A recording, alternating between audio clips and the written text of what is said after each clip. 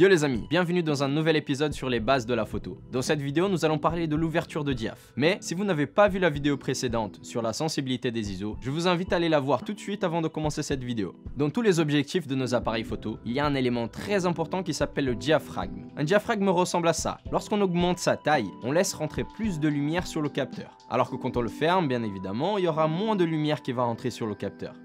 Donc avec une plus grande ouverture du diaph, ton image sera beaucoup plus claire car beaucoup plus de lumière va rentrer, alors que quand on ferme le diaph, ton image sera plus sombre car beaucoup moins de lumière va rentrer. Et donc l'ouverture sur ton appareil sera indiquée par le petit f, donc f2.8 par exemple, f4, f8. Et la seule chose qui va être un peu compliquée de comprendre au début, c'est que plus le chiffre f diminue et plus l'ouverture elle augmente. Et inversement, plus le chiffre f augmente et plus l'ouverture diminue. Donc j'ai démonté aussi un ancien appareil photo pour pouvoir vous montrer ça. Donc là par exemple, je suis ouvert à 2.8. C'est l'ouverture maximale de cet appareil photo. Vous voyez que l'ouverture elle est très grande. Alors que là, si je ferme à 11 ou 16, vous voyez que l'ouverture elle est vraiment beaucoup plus petite. Mais ne vous inquiétez pas, je sais que ça peut paraître très bizarre, mais vous allez vite vous habituer à ça. Et donc maintenant on va parler de l'effet secondaire de l'ouverture.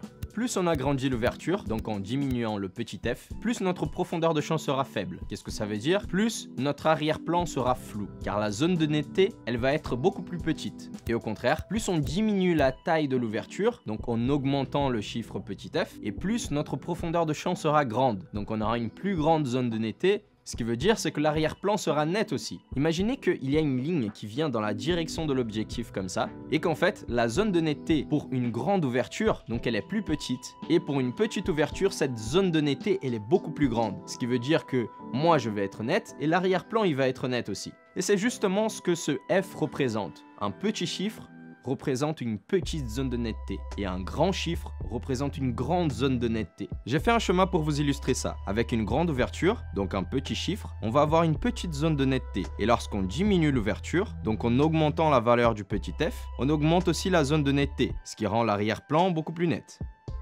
Maintenant, on va passer à l'exemple. Donc là, je vais faire deux photos, une avec ma plus grande ouverture et une avec ma plus petite ouverture, donc f1.4 et f22. Lorsque j'ai une très grande ouverture, donc ouvert à 1.4, j'ai un grand flou derrière. Et quand je suis réglé à ma plus petite ouverture, donc à f22, je vais avoir mon arrière-plan qui va être plus net.